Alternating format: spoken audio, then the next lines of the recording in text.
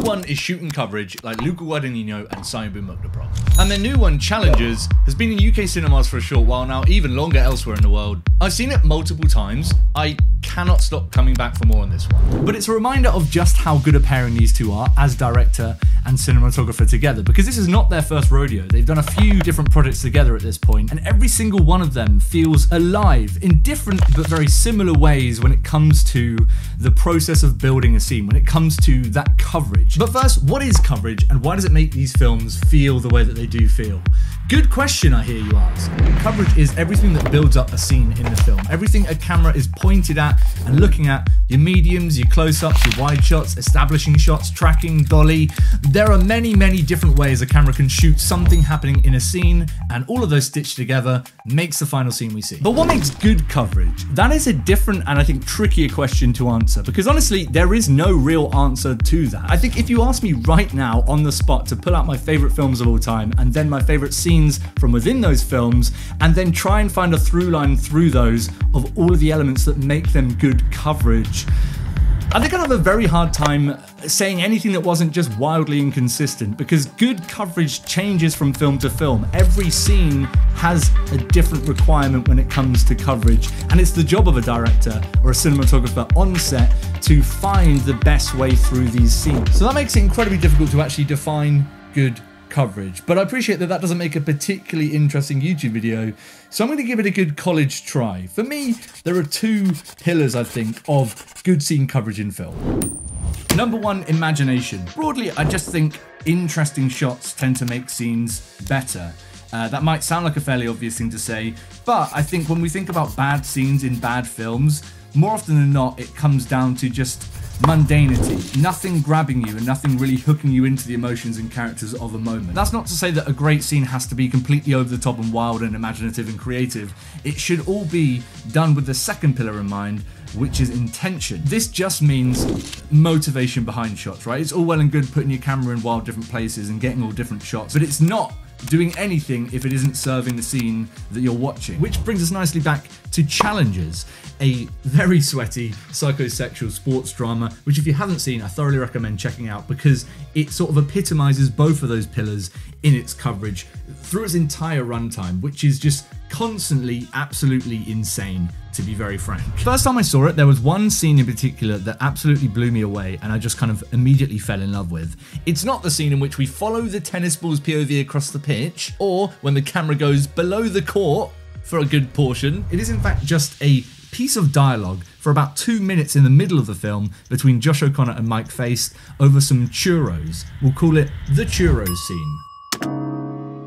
Just look at the coverage of this scene. If we pull out all of the different shots that are making it up, right? It would be very easy for this 2-minute scene in the film to just simply be these two shots, for example, you know? We see Mike Faist, we see Josh O'Connor, we cut between those. We'd probably still get a lot of great stuff out of this scene because of the amazing character work and acting. But Sayombhu Mukdeeprom and Luca Guadagnino have a different approach. They fill this scene with over 10 different shots. I think there's 14 different camera setups here in this 2-minute 45-second sequence, and that might seem like a fairly mundane thing, like, yeah, fine, cool, they just shot lots of coverage here, but it is all imaginative and intent driven, right? Firstly, I'm borderline a little bit obsessed with the close-ups that begin this sequence, but if you cycle through the shots of this scene, right, from those close-ups at the beginning right through to the end wide of them leaving the canteen together, it's almost immediately apparent just the movement of the camera in and out from these characters. We start close,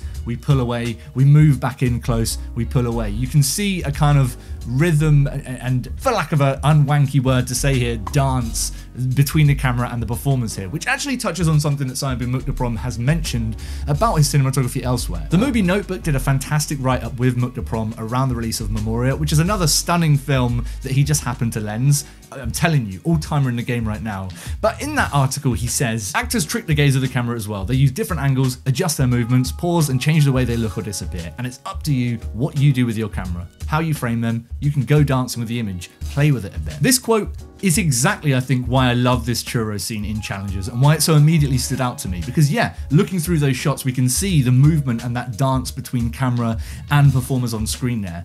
But also, it pulls out the character moments by doing that. I found out after I saw the film that a lot of this scene in particular was improvised on the day by the performers. Josh O'Connor wanted to eat a churro on the scene. It wasn't scripted to do that. And so all of the work there around eating that churro and the way that the food plays such a big part for his character in this scene, but also throughout the entire film if you've seen it. The dance of the camera and performer here is accentuating all of that. It is helping all of those moments that are being realized by the performers be realized to us visually on screen. There is no better moment than this exact cut in this scene. I don't know if a lot of people have favorite cuts of the year, but I do, right? This one here, 2024's best cut in cinema, and I will tell you exactly why.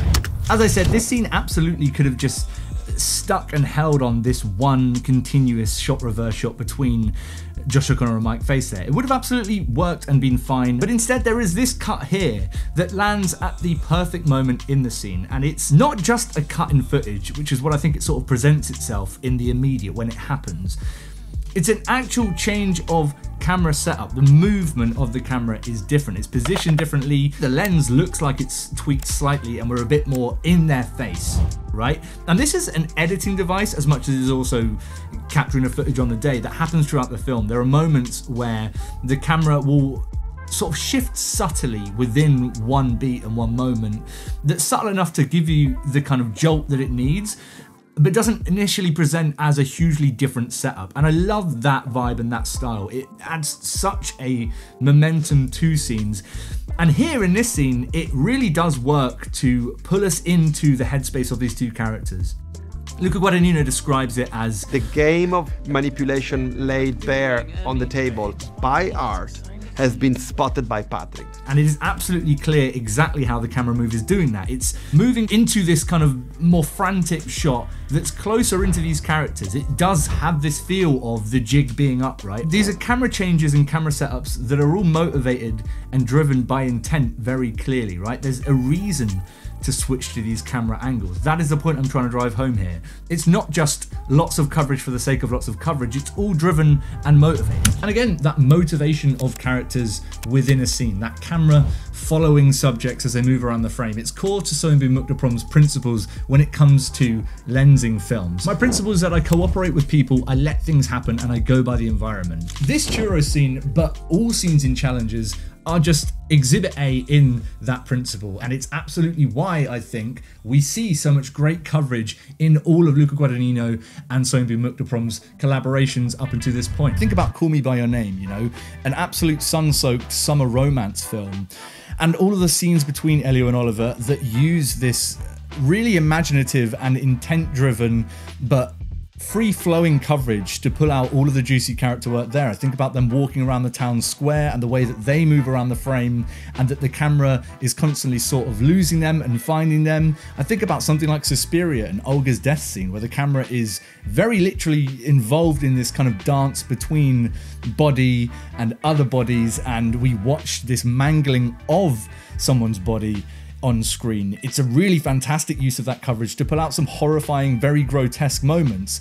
And now here with Challenges, where, you know, in this churros scene, but also in all of the sports coverage through the film, seeing a tennis ball's POV, seeing a sports scene from below the pitch grass, all of these really creative ways of approaching sport sequences that would have felt very mundane elsewhere. And honestly, that's where I think a lot of the criticisms that tend to get levied against Guadagnino's films are stemming from. The one that pops up time and time again, and I've seen pop up much more so here with Challenges, from people that dislike it, is the whole, it's a fragrance or fashion commercial and nothing more critique. And I don't disagree entirely with that statement. I think there are a lot of sensibilities here when it comes to coverage and cinematography and filmmaking that are quite clearly shared with commercial spaces, right? It's no secret that Luca Guadagnino himself has done a lot of fashion commercials and fragrance commercials in the past.